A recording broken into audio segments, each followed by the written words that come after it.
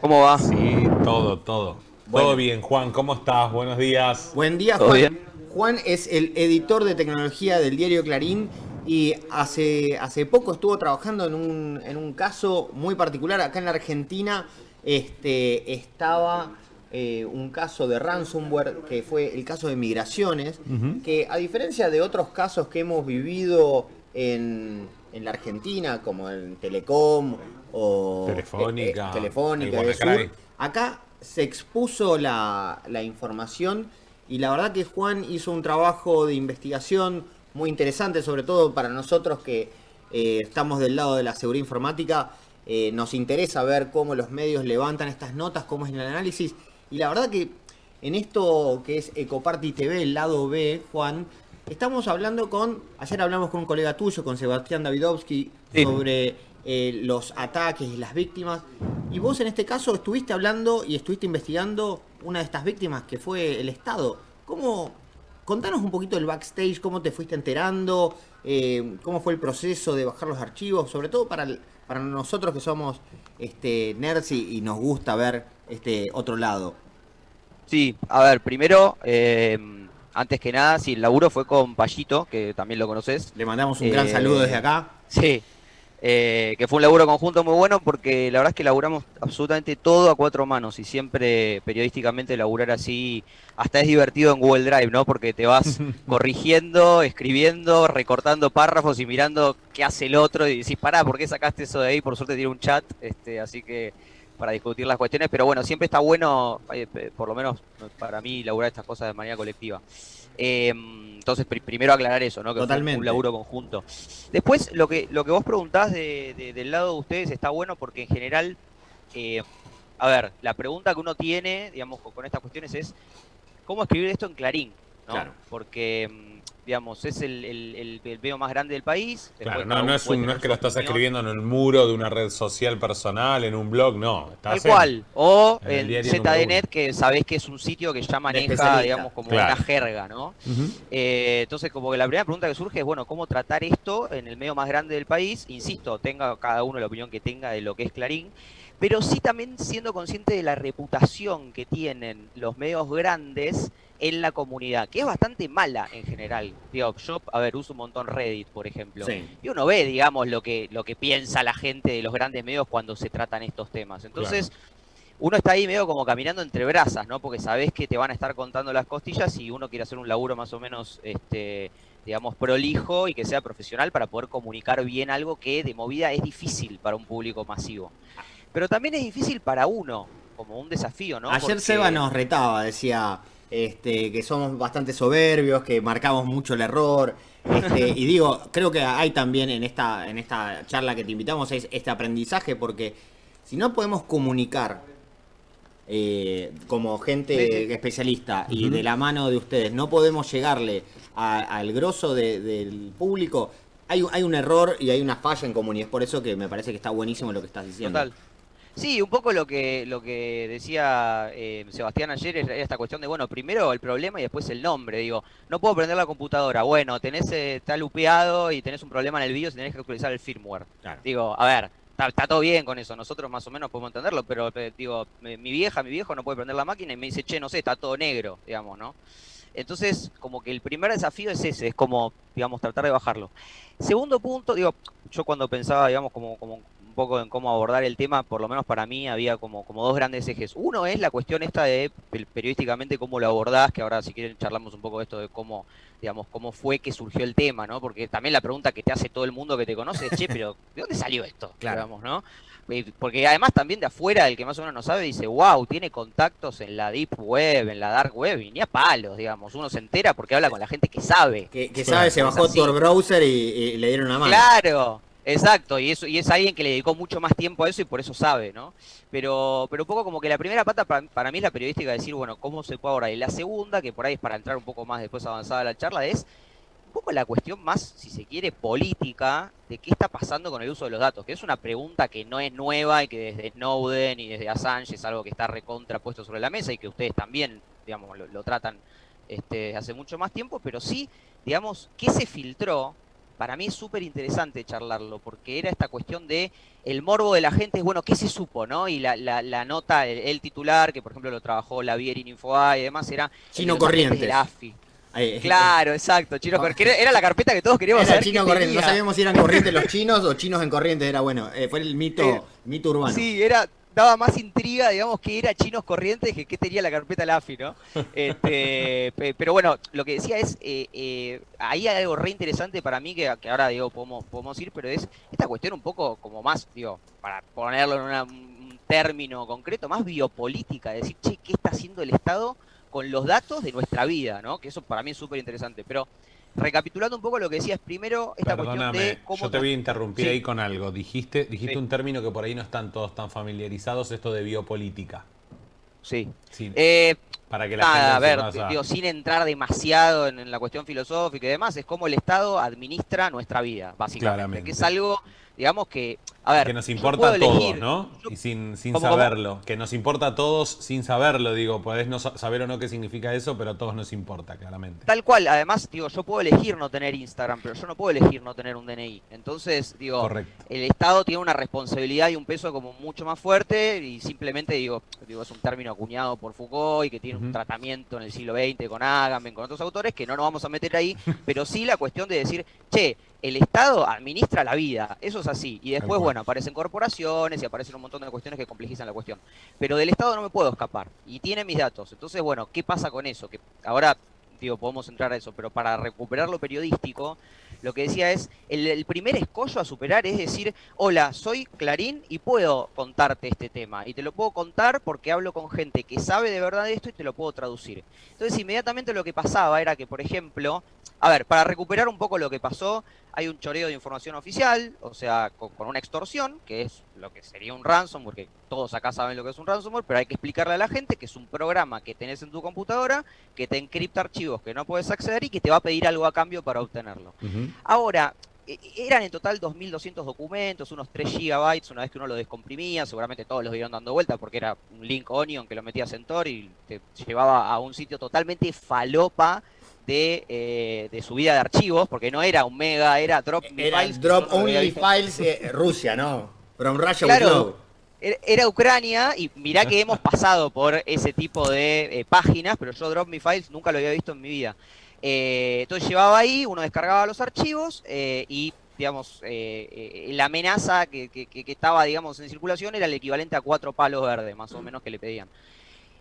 El impacto que tuvo esto fue mínimo en cuanto a que estamos en pandemia. O sea, Migraciones tuvo que bajar la persiana durante 3 horas, el 27 de agosto, y esto sí, hablando con un experto de afuera que trabaja en una empresa que está citada en la nota que hicimos, se llama MCSoft y demás, nos decía, che, esto sí que no pasó nunca, que es que un ransomware le pegue a un Estado al punto que tenga que suspender sus operaciones en algún área, ¿sí? Entonces, ahí ya había alguna nota distintiva y yo le pregunté a esta fuente, le digo, che, pero ¿están hablando ustedes de esto? ¿Les llama la atención? Porque es una empresa que trabaja con recuperación de ransomware y están acostumbrados. Entonces, están muy acostumbrados a empresas, también a gobiernos y más, pero digo, che, pero... Y me dice, sí, mira, esto es medio un hot topic ahora, porque estamos diciendo, che, vieron que en Argentina por primera vez pasó esto, no hay tanto registro de que alguna dependencia del Estado tenga que decir, che, paremos, porque, bueno, digo que el impacto fue mínimo porque fue en pandemia. Si esto no hubiese sido en pandemia y era un día de semana común, que hay muchos vuelos y demás, Twitter hubiese recontraexplotado Sin con duda. no puedo salir del país, no puedo entrar al país, y bueno, y conspiraciones y demás. Ahora, Juan, Pero- perdóname. sí. ¿Es la primera vez que pasa esto en Argentina? ¿Realmente? Bueno, a ver, ahí ya entra, digamos, lo que pueda creer cada uno de cómo es la seguridad informática en Argentina, que para mí eso también es un recontra tema que ustedes saben muchísimo más que yo. Pero también entra la cuestión de lo que fue la pandemia, que ustedes también lo saben, que es que se multiplicaron, digamos, todo tipo de ataques de estas características. Entonces, yo creo que toma relevancia por esto. Ahora, que esto pueda haber pasado y que nunca nadie se enteró, no tengo ninguna duda, porque de hecho, la fuente que teníamos, digamos, una de las fuentes que teníamos nos decía, mirá, nosotros en general notificamos a la gente y a los periodistas, que esto está buenísimo porque veo que es un eje de Eco TV, digamos, con lo que hablaban con Sebastián y demás, que es, nosotros le avisamos a la gente cuando detectamos esto, porque los gobiernos y las empresas se suelen hacerlo boludo, miran para otro lado, Exacto. porque pasa de largo y se publican los datos y nadie se entera. O sea, este caso, si no salía en la prensa y demás, probablemente, digo, no, nadie se hubiese enterado que estos datos se publicaban. Que ahora vamos a los datos, porque eso para mí es re interesante, Totalmente. ¿no? Pero hay otro, digamos, en todo este desafío, digamos, de explicar esto en Clarín y demás, ahí fue clave Javier Esmaldone, por ejemplo, hablando mucho con él, que incluso está citado en las notas y demás. Él nos advierte que esta cepa de este ransomware, insisto, ustedes saben mucho más que yo de esto, tenía la particularidad que no solo secuestra la información, que no era tan grave en migraciones porque tenían backups hechos, pero el problema era que la copiaba, que se la llevaba la información. Y esto fue curioso porque, digamos, buscando información sobre NetWalker, que es el tipo de esta cepa del ransomware que, digamos, que mutó, que lo hicieron mutar, porque alguien lo hace, digamos, ¿no? Sí, y que funciona como un Esta servicio, característica, ¿no? claro, tal cual, pero que copiaba la información. Y eso es interesante, porque en general el ransomware está muy asociado a no te dejo acceder y después te lo doy, ¿no? Te paro del Entonces, operativo, claro. tal cual. Entonces acá, cuando estaba esta cosa de que se copia la información, también tomaba como una dimensión más interesante de decir, che, la tienen y la van a publicar. Ya ni les importa, digamos, que tengan el backup hecho y que Migraciones tenga acceso a eso. Entonces como que ahí, viste, estaba esta cosa de decir, bueno, tienen información y la van a publicar. Entonces la traducción para el público de Clarín y para que se entienda y demás es esa. Y después, bueno, los especialistas nos pueden decir un poquito más una fineza o alguna cuestión. Ahora, nosotros, digamos, la data estaba circulando que digamos, que había ocurrido. De hecho, vos, Fede, te enteraste de esto antes de que salga. Vos, o sea, ustedes la información la tenían. Entonces, ahí es súper importante, por lo menos para mí, retomando la charla con Sebastián, esta cosa de tender los puentes con ustedes. Es decir, che, tengamos un diálogo para ver cómo esto se puede ir traduciendo, para ver también qué es nota y qué no. Porque siempre la discusión en una redacción es, che, ¿es un tema esto o le estamos dando mucha entidad a algo que es medio menor, ¿no?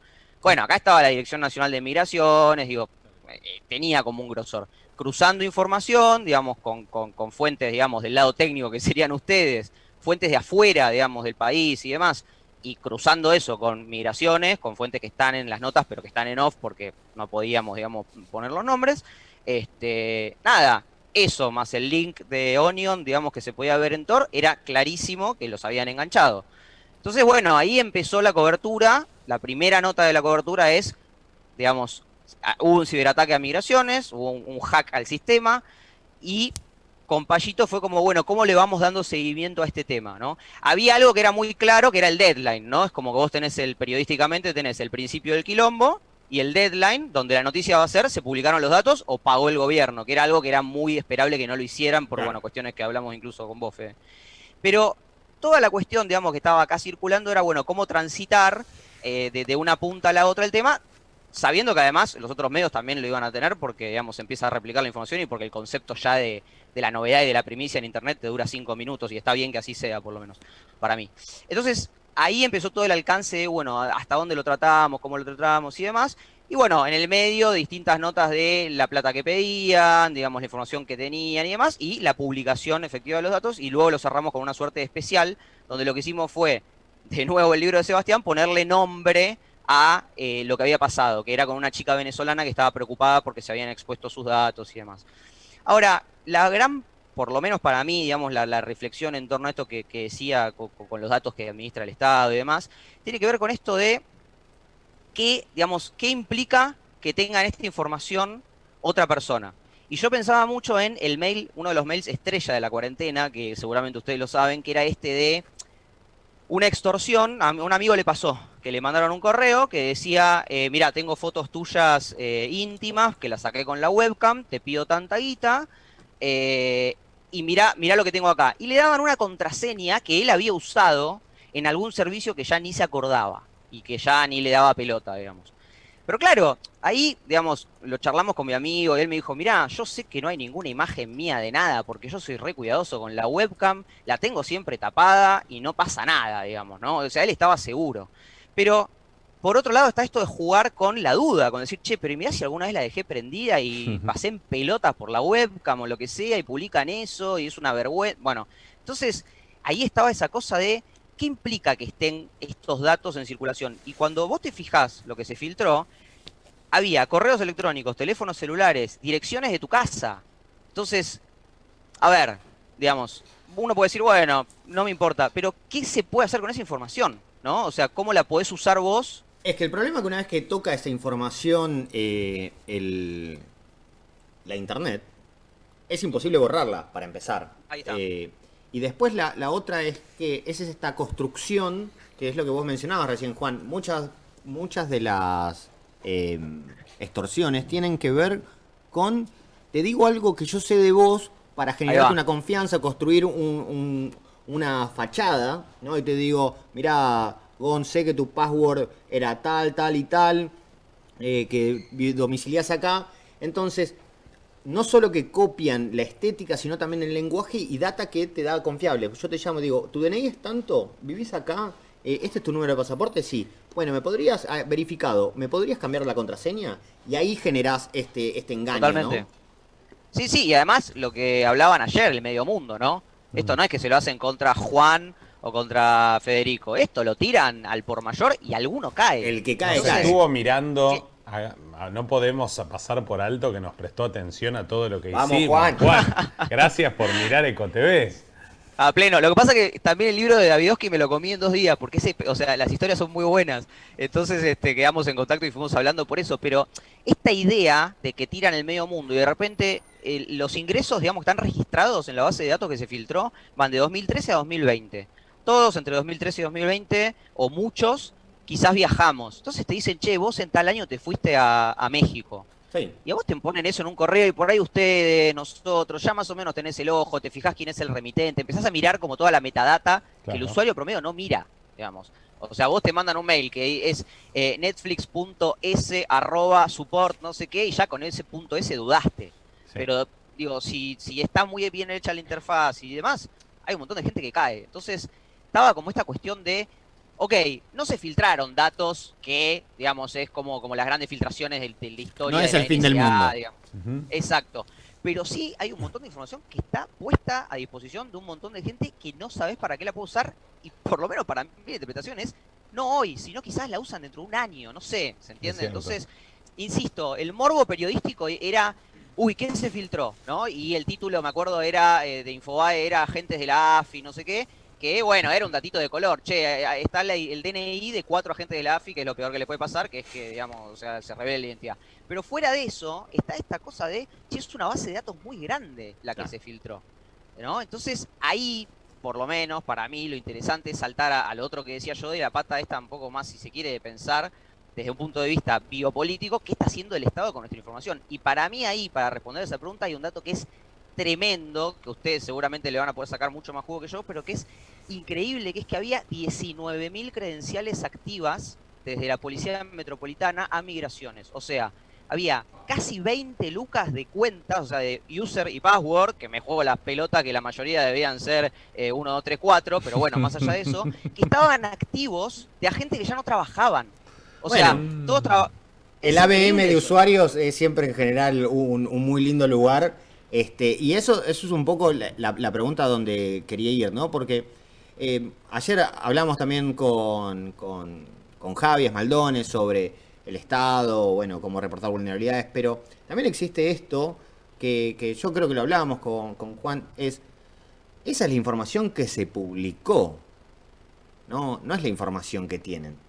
Y ahí te tiro un dato. Y otro dato que me llegó es que plancharon todas las máquinas. Plancharon, me refiero a que le clavaron un backup a todas las máquinas. Entonces no sé si hubo un reporte forense o un análisis de impacto. Digo, una cosa es lo que publicaron y otra cosa es lo que se llevaron. Y ahí hay esa sutil diferencia y cuánto acceso tuvieron, ¿no? Porque, de vuelta, si no hubiesen tenido un cartel que dice 2 palos verdes, porque llama la atención que te pidan 2 palos verdes, la pregunta es si llegaron otro más, y con esto de lo que vos me decís, también se da el pie de que con esa información se construyen otros ataques.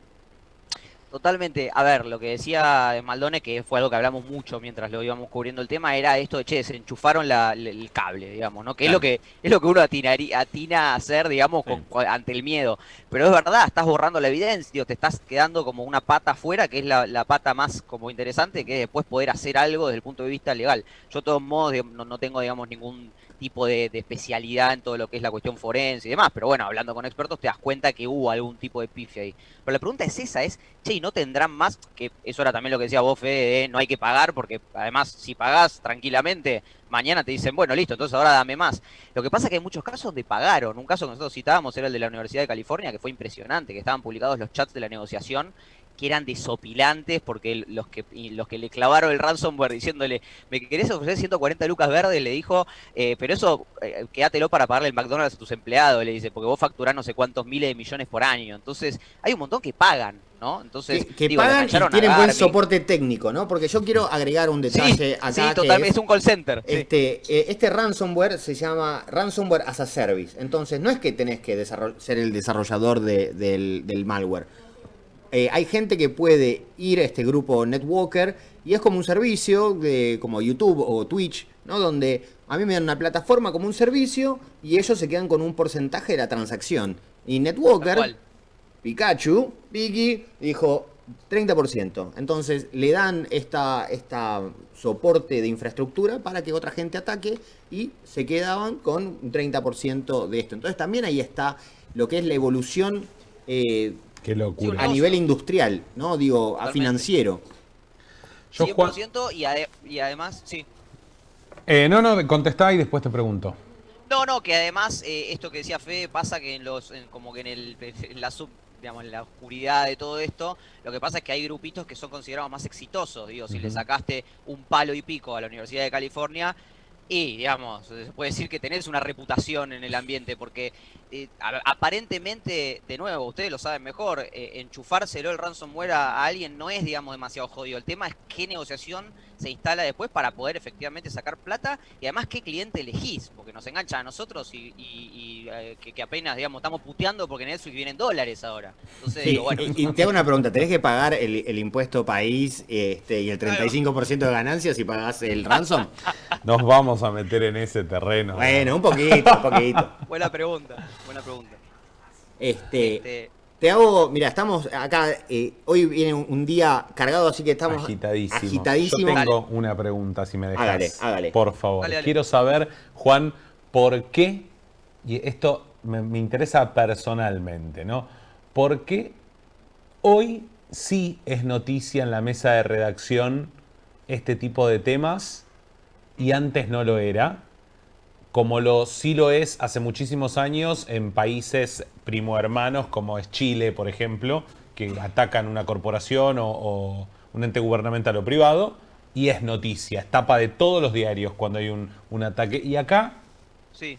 no. Entonces, ¿qué cambió? ¿Qué sentís vos? Sí, de hecho, el término ransomware aparece en títulos ahora en Clarín o en La Nación o en Infobae y, digamos, a ver, ahí inmediatamente yo creo que en lo que se llama la bajada periodísticamente hay que aclarar, ¿no? Que es un secuestro de datos inmediatamente para que esté siempre explícita la información y lo pueda leer cualquiera y lo pueda entender. Yo creo que el alcance, digamos, la pandemia es una incubadora de todo en la vida. Estás contento, estás 10 veces más contento. Estás deprimido, estás 10 veces más deprimido. Bueno, es todo así, digamos, en la vida, ¿no? Bueno, yo creo que con lo que pasó, digamos, a nivel crecimiento del uso del home office y demás, se empezó a tomar dimensión, se empezó a tomar conciencia de cosas que antes no. Y Argentina siempre tuvo, como decís vos, respecto de países hermanos y demás, poco seguimiento de estos temas. Ahora, lo que empezó a pasar es que en las reacciones mismas se empezó a discutir el tema desde un lugar que ya excede a lo que sería la sección tecnología, digamos, ¿no? Vos en Clarín es un diario bien clásico, y tenés sociedad, política, digamos, tenés diferentes secciones, deporte. Bueno, esto ya va mucho más allá de lo que es la sección tecnología, como decía, sociedad, digamos, por decirlo de alguna manera, interés general, porque le puede pasar a cualquiera. Yo creo que estos mails personales con phishing, digamos, con este tipo de estrategias, de alguna manera pusieron sobre la mesa que es algo que nos pasa a todos. Como hablaban, también es casi inevitable hacer una compra por Mercado Libre, por algún servicio, digamos, de e-commerce o lo que sea, y el tema, digamos, está ahí instalado. Yo creo que el gran desafío de esto es poder tener, digamos, la capacidad desde el lado periodístico de tener la humildad de reconocer hasta dónde uno llega con el conocimiento y hablar mucho con gente que sabe, tener un interés genuino, porque a ver, los que más o menos hacemos esto somos, digo, yo empecé jugando al Wolfenstein en el DOS cuando tenía 5 años, digamos, y me marcó de por vida eso. O sea, entonces digo, hay ciertas cuestiones que tienen que ver con intereses de lo que a uno le gusta de trabajar con una PC, que todavía para mí sigue siendo maravilloso. Ahora, después, preguntarle a los que saben, esta cuestión de no necesito saber programar para poder explicar por qué se rompió algo en un front. Bueno, se puede decir más o menos qué pasa. Entonces creo que el gran desafío pasa por ahí. Creo que para algo que me parece muy interesante, y es por eso que lo estamos trayendo acá en Eco TV, tiene que ver con que es multidisciplinario el trabajo de comunicar. Totalmente. Digo, nosotros también le pifiamos a la hora de comunicar. Si te digo, este es un ransomware que lo que hace es encriptarte esto con este algoritmo, digo, a la persona que le afecta le pasó por arriba. Y me parece súper loable esta idea donde ya no es escribir sobre un producto, sino escribir sobre lo que pasa en Internet, y que ahora todo el mundo está en Internet, literalmente, digo, estamos todos interconectados, y estas noticias tienen que ver como qué tan bancarizados estábamos en términos de tecnología, o cuánto dependíamos de la tecnología, y lo que hizo la pandemia fue, le metió el pedal y le dio, y entonces ahora literalmente nos afecta si esto pasa. Por eso, para cerrarles el tema de no sacarles mucho más tiempo, pero de lo que les decía de la cuestión biopolítica, para mí el dato de las 19.000 contraseñas es impresionante, porque a nosotros nuestra fuente, digamos, del lado de migraciones, nos dijo que de 19.000 accesos lo bajaron a 100.